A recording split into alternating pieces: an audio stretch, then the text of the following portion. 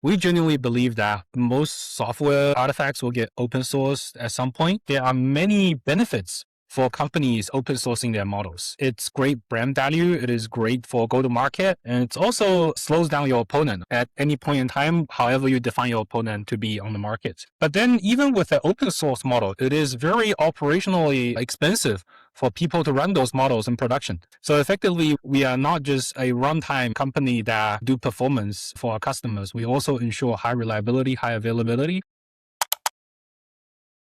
Hi, everybody. Good afternoon, good evening, and good morning, wherever you are. Thank you very much for joining for another episode of the Boardroom Club. My name is Yossi Garmazi, and I'm joined also by a good friend of mine, Ellie Bleiberg. Ellie. Hi, everyone. Great to be here with you all today. So today we are fortunate enough to interview none other than Benny Chen, co-founder of FireFunction, a company that at the forefront of the AI space, specializing in building high-performance infrastructure that help developers deploy, fine-tune, and scale generative AI models efficiently. So Benny, thank you so much for joining us today. Thank you so much for having me. Nice to be here. The pleasure is ours. So, Benny, I want to start with a very interesting question about your background and actually the other co-founders' background, because all of you worked at Meta, Facebook before starting Fireworks, and you were also the architects of iTorch, right? But I was wondering if you can take me to 2022. Why did you decide to go after inference rather than continue innovating on the training side of things? Yeah, absolutely. Dima was one of the core contributors for Fireworks, and Lin was the manager on the Fireworks team. And when we were thinking about working on inference versus training, to be perfectly honest, from our experience at Meta, when we do capacity planning, it's always inference that dominates the capacity usage. It's always the inference picture that people care about the most. And I was also one of the tech lead on the ad side, pushing inference for PyTorch models. So I think at that point, it wasn't such a contrarian idea within the team, but it was a contrarian idea in the Bay Area for whatever reason. So this is, I think, honestly, one of those things where we just had a different take, given our background. And why we started Fireworks, honestly, was one of the main contributor also was that when we were doing capacity planning with all the ads feed and AI teams at Meta, the capacity planning graph just looks like a hockey stick. The demand for AI workload was going up. So we came out mid-22 before ChatGPT. We're just like, we're going to work on AI infrastructure for ads, Rexes, and all the other use cases. But we didn't expect ChatGPT to take off like what it did. And after it took off, it was pretty obvious that we wanted to focus on generative AI. And here we are after 3 or 4 years. What a journey indeed. And I guess nobody expected the AI and ChatGPT to be as successful as it's been. But I was curious also, and maybe if you can explain the audience, because Fireworks isn't the typical AI company who specializes in, as I mentioned in the intro, the reinforcement learning and even fine-tuning. If you could explain it for the audience in just like everyday language, what is exactly Fireworks RFT? So Fireworks is primarily focused on inference. What we realized very quickly was one, open source models are becoming more competitive. Two, a lot of our customers will only switch not for a competitive product, but a better product. It has to be better than Opus. It has to be better than GPT 5.4. And in those cases, we need to work with our customers to make their model better than Opus. And how do we do that?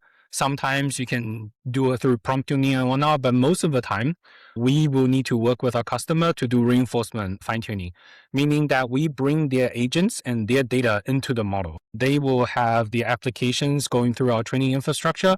They will grade the output of those agents and then decide whether it is good or bad given that instance of rollouts, let's say. So you repeat that rollout process thousands of times, sometimes like millions of times, and then funnel that information into the model. So then the final model can be better than whatever Anthropic or OpenAI has to offer. It definitely took all the models to the next level. And it seems that you have also a great traction because just recently you raised money at a $4 billion market cap valuation at Series C. In a market where everyone chasing AGI, you decided to build a business specifically on infrastructure, right? But why do you think the investors are betting so heavily on runtime layer than on the model themselves? I was going to say, honestly, the bet on the model itself is like numerically an order of magnitude bigger than the bet on infrastructure. Like I didn't know OpenAI could raise 122 billion of all the big figures out there, of all the big numbers out there. I didn't expect that kind of big number. But I think the infrastructure bet is the reasonable bet in the sense that, honestly, like most of us were PyTorch background or PyTorch adjacent background, and we firmly believe in open source. We genuinely believe that most software artifacts will get open sourced at some point, and the models itself are open model software artifacts. And we genuinely believe that open source is here to stay because there are many benefits for companies open sourcing their models. It's great brand value. It is great for go to market. And it also slows down your opponent at any point in time, however you define your opponent to be on the market. But then even with the open source model, it is very operationally expensive for people to run those models in production. For example, Kimi is open source, right? It's a 1 trillion parameter model. Even for us, it is very, very difficult. So not to say for our customers, how do they do that, right? So effectively, we are not just a runtime company that do performance for our customers. We also ensure high reliability, high availability, so that we amortize the operational costs for these big open source models across all our customers. So then like our customer benefit from us because we have the economy of scale. And we benefit in this process because we can serve many customers at the same time. We also just hosted both the head of data center in AMD and the chief commercial officer there. And they say that they also now betting very heavily on open source. So I guess it's a good head start for you guys. And when you started to engage with customers, did you need to educate them about your idea or was it pretty much straightforward for them? Honestly, for a lot of our customers, they came through inbounds and they're all very sophisticated. For example, we recently went public with Cursor on our work for Composer 2, where the two companies work together to train the new model. They are very sophisticated people. They understand that they need to train a state-of-the-art model, and we didn't need to do any education. And I'm genuinely surprised that this wave of AI adoption is very, very different from what I would call like the stereotypical SaaS sales process. So I was always told that you have like a bunch of golf clubs in your trunk, and then you need to figure out how to play golf very well. And then it's like wine and dine and all that setup. I was never part of that our journey. I was sort of born into the Gen AI phase. And I have been just interfacing with very technical leaders all the way through. I've been talking with CTOs from even traditional enterprises, and they're all very sophisticated. They fully understand that like Gen AI is very different from all the other previous waves, and they are very committed. They're very committed to controlling their own destiny, right? Like at the end of the day, whatever improvements for your agent that you make on top of OpenAI Anthropic, you're sort of renting from them. You're also at their whim if they decide to compete with you. And oftentimes these frontier labs are competing with a bunch of people head on, right? So do you want to feed the beast or do you want to control your own destiny? That was a very easy sell for them. Honestly, sometimes they even give me that pitch without me giving them the pitch. So the unit economic game is very clear for open source, and the incentive game is also very clear for open source. And I do think it is here to stay in the long run. You definitely don't want to miss the AI train, to say the least. And you also Fireworks supports a model like DeepSeek V3 and Kimi K2. But when you think about the developers themselves, how should they think about choosing a base model to use an RFT on? And how much does this choice actually matter compared to the quality of the customization itself? I think that's a great question. I talk with many customers on this. There are many models that start with a higher point, but because of the model size itself may end on a lower point. Minimax versus Kimi versus QN is like a good comparison. Most of our company start the journey through a small QN, like a small dense QN that is very clean in terms of setup. It's very easy to get it going. And it's also very fast and you can iterate very, very quickly. So most of them start with a very small model just to make sure all the setup works end to end. Then they need to decide on how much they want to commit to certain things.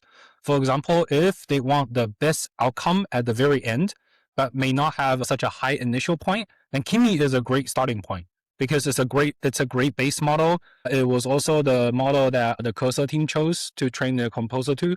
Because it's a big model, there's a lot of value that you can extract out of it if you have the right evals. Kimi is like the choice for AGI competitors. Minimax, on the other hand, they did a lot of RL on coding agent. So then if you want to have a higher starting point for coding, but they may not want to end as high, then Minimax is also a good choice. So it depends on whether you're sort of like going for AGI competition or you just want to make sure you have something that works quickly but may end early. That's sort of like the choice. But yeah, like we work with a lot of these model labs and we really appreciate a lot of their help. And then on top of that, there's also a lot of American open source that people don't pay as much attention to, but also very, very important in the whole ecosystem. Like Gemma, Nemotron, Mistral, these are all very competitive open source models and very useful for customers in regulated industries where they need to use a US or European open source models, and we support those as well. That's incredible. And you mentioned open source. So it's a great segue actually for my next question, because you mentioned that sometimes you have a Cadillac, right? A closed source model, but eventually you need the other car, right? For production. But why should a CEO actually consider moving to an open source one if he or she has already been in a closed source until now? I think closed source models are great for experimentation. Open source models are great for you to control your supply chain. At the end of the day, you want to make sure you can control all parts of your supply chain to serve your customers, right?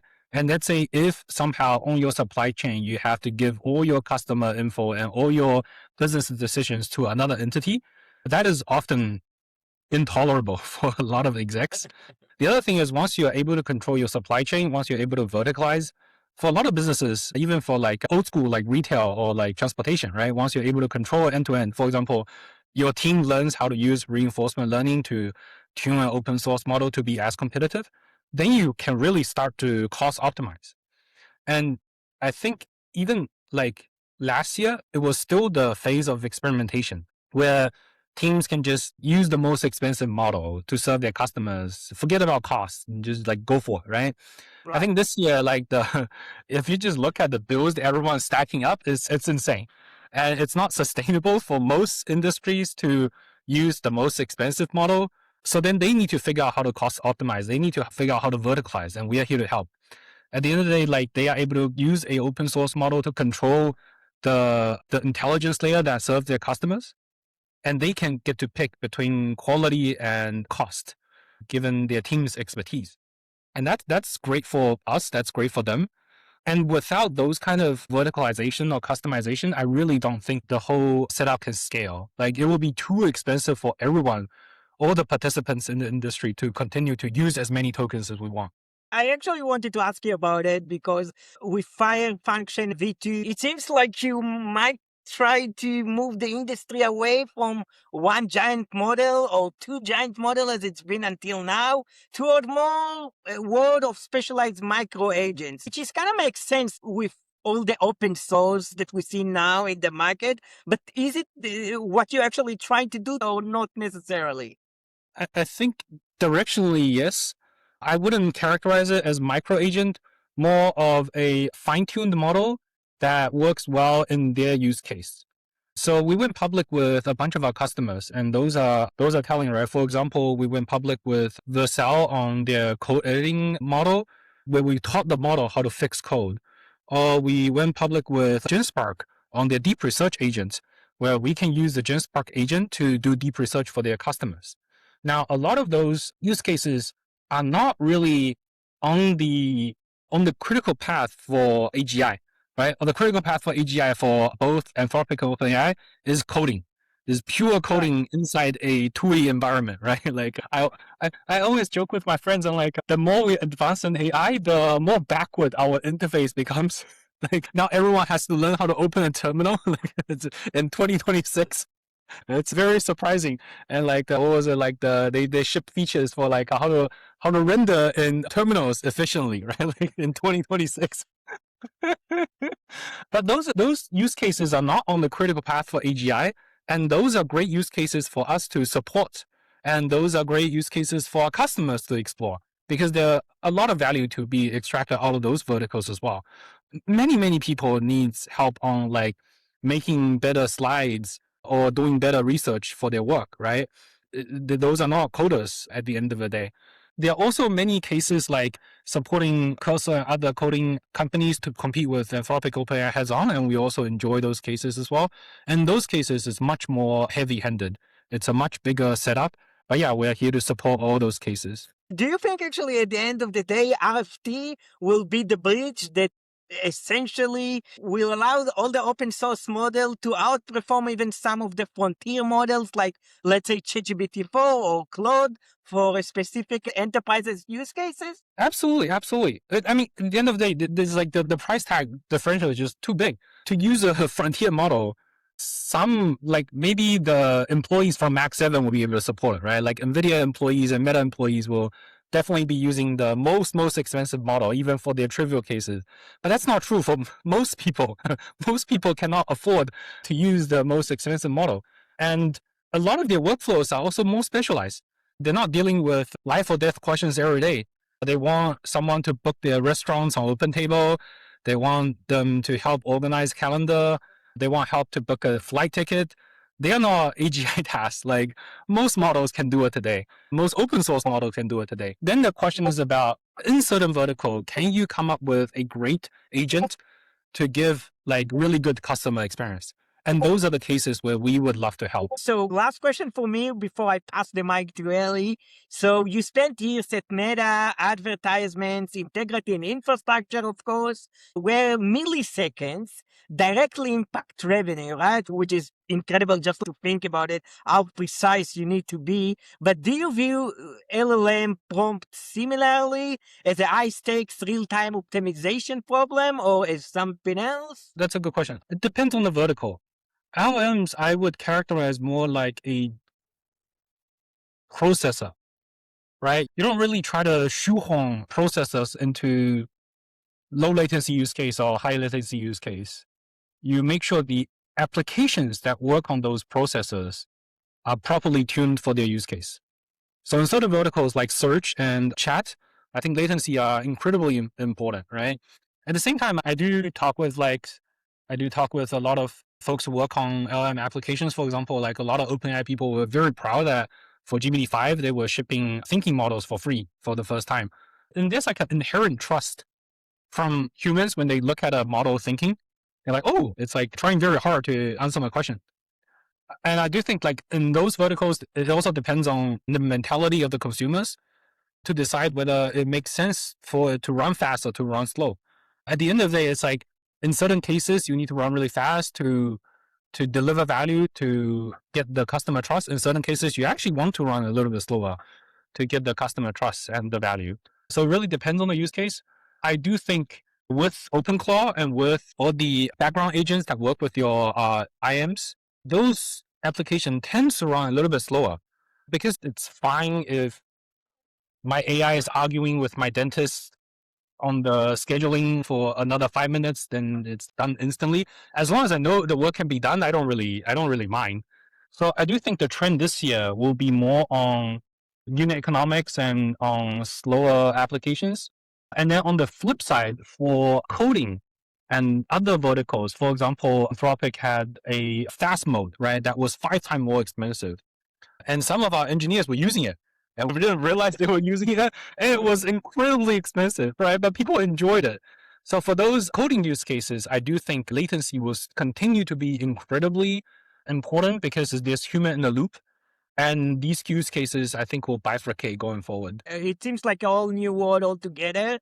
And Benny, it's been really a pleasure asking you all of these questions. Really looking forward to what next for Fireworks. And yeah, Ellie, without further ado, the floor is yours. On that note of optimization, so one of the key benefits of Fireworks is the performance and the speed that you can offer.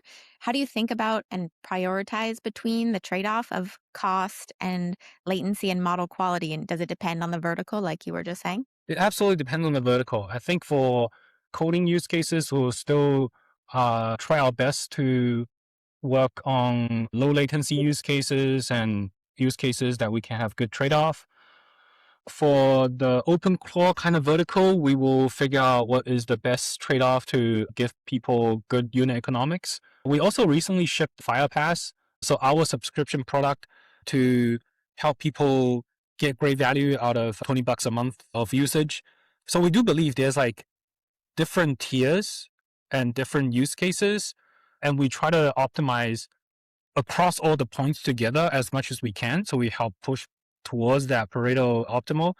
And then we get to pick on the Pareto optimal, like which point to serve different customers on and to deliver the best value. Makes sense. And so then shifting into kind of a more meta area, before Fireworks, what is a belief that you had about building AI products that you've since fundamentally changed, if you have one? I would say before 22, I think most AI products were Rex's products. They are like TikTok Reels or like Instagram feed, where the focus is not on the inventory itself, rather how to present the best inventory to consumers. So the form factor is very rigid. Yeah, I think rigid is the right word.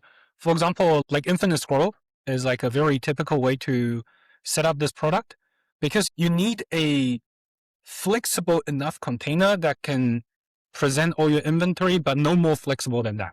So then everyone converge on infinite scroll on a phone, because videos, photos, or even ads and all the things you can think of can fit into that form factor.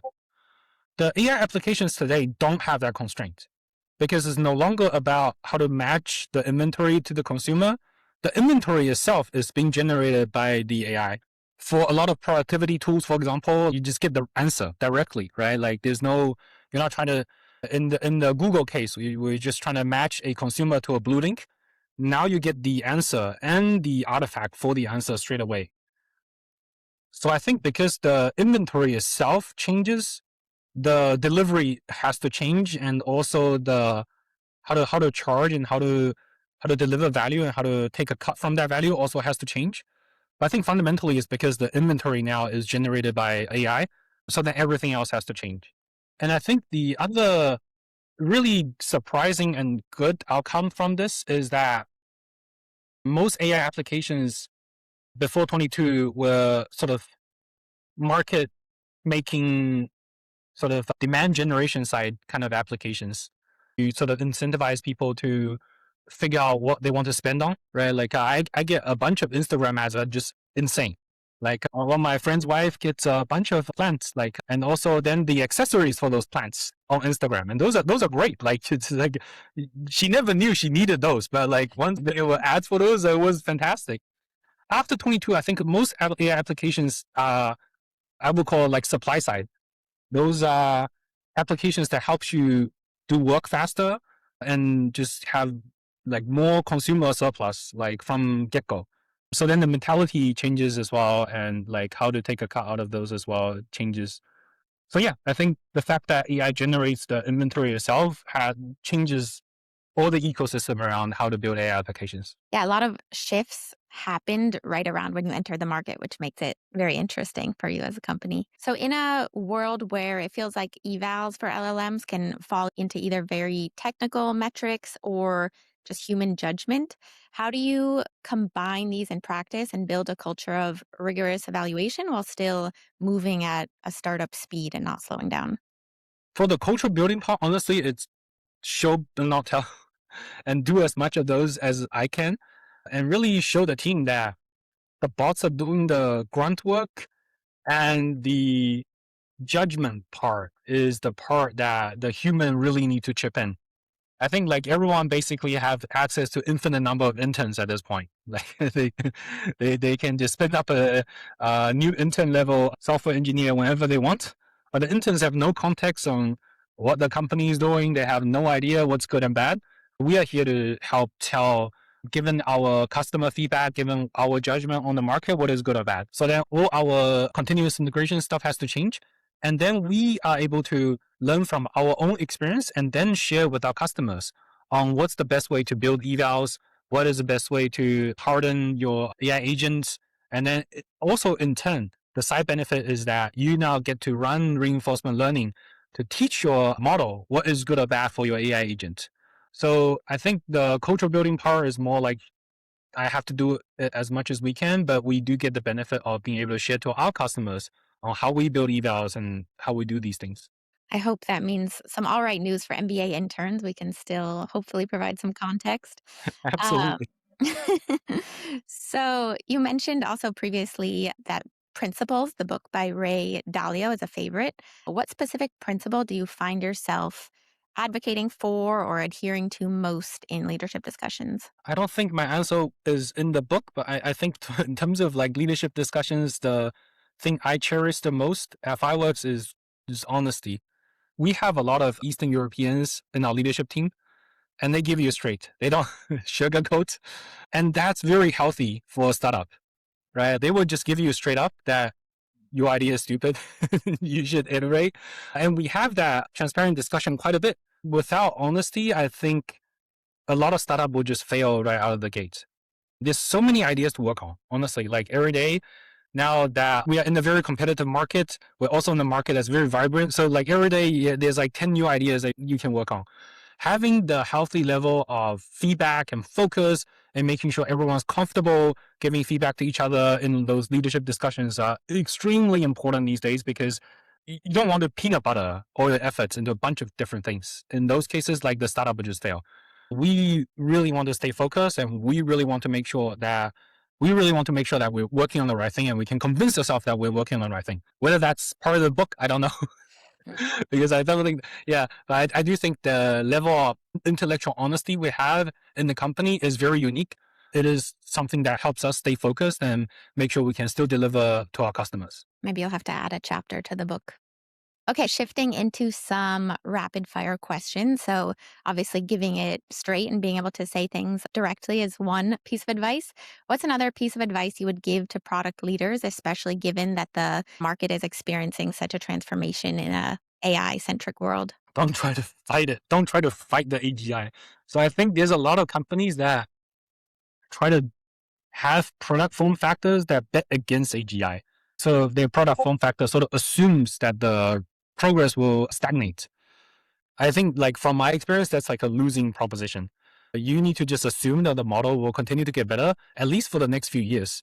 And I don't see the progress slowing down, right? And like whatever Frontier Lab shipped for the last few months, it will just land in open source in 3 to 6 months. No question about it. Like people are moving forward as fast as they can. And there's so much money in the ecosystem that whatever so-called blockers you think people has, like, I don't think those are real.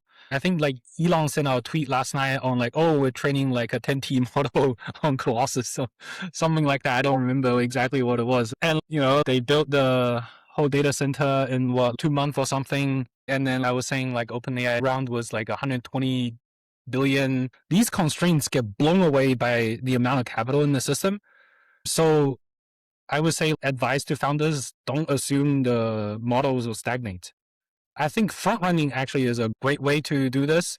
Assuming the model will catch up in 3 months, what the product form factor will look like, and try to guess. That I think has been a recipe for success. Right. Build for the future. So, who has had the biggest impact on you as a mentor? I had many great managers in the past, and I appreciate all of them. So it's hard to say which one is the best.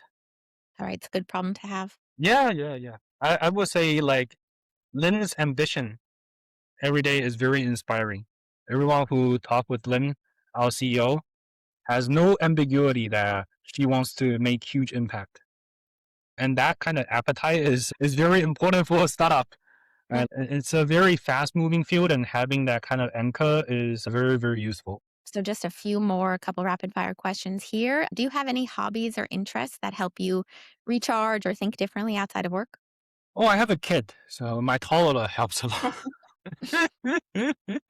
Sometimes I joke about whether we need the toddler more or the toddler need us more. I think maybe I need him more. But other than my toddler, honestly, work has been so demanding. The hobby part kind of had to stay on the side a little bit. But yeah, I'm not one of those, like Brazilian jiu-jitsu people or like people who have like interesting hobbies.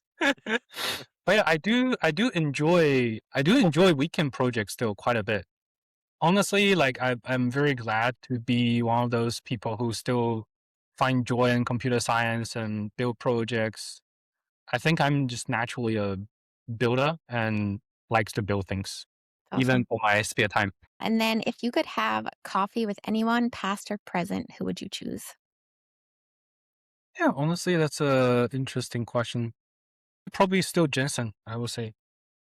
Because yeah, I mean, I met him before. I still would love to just get more out of him in the sense that having enough conviction to work on something for 30 years, it takes incredible amount of resilience and pain tolerance. And what kind of character forming moments he had and what influenced him to be so resilient, I think that's something I would love to learn more in more intimate settings. He's definitely an awesome leader to look up to. And then my last question here, do you have a favorite movie that stuck with you and why? And maybe like Hitchhiker's Guide to the Galaxy. I just find 42 to be really amusing, but something that could be painfully true in the sense that if you don't ask the right question, you don't get the right answer. Or what's the other way to put it? The more accurate the question, the more accurate the answer. I get it every day when I try to prompt my bot. It's like the answer is just not what I wanted. And then I scroll up and then the question that I asked is not good. And I think that's the first movie that I got the concept of if you ask the wrong question, you get the wrong answer. And even the question forming, figuring out what's the right question to ask itself takes efforts.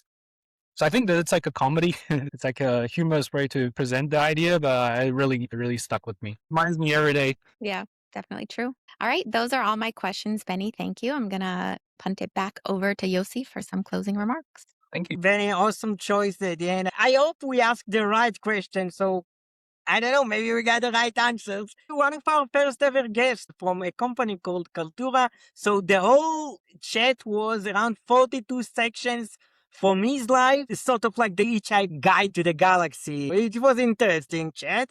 So Benny, thank you so much for joining us. It's really been a joy hosting you and for everybody else in the audience. So stay tuned. We have other interesting guests to show you from Wen Sang, from GenSpark, the president of Cisco, Jito Patel. It's going to be interesting. So stay tuned.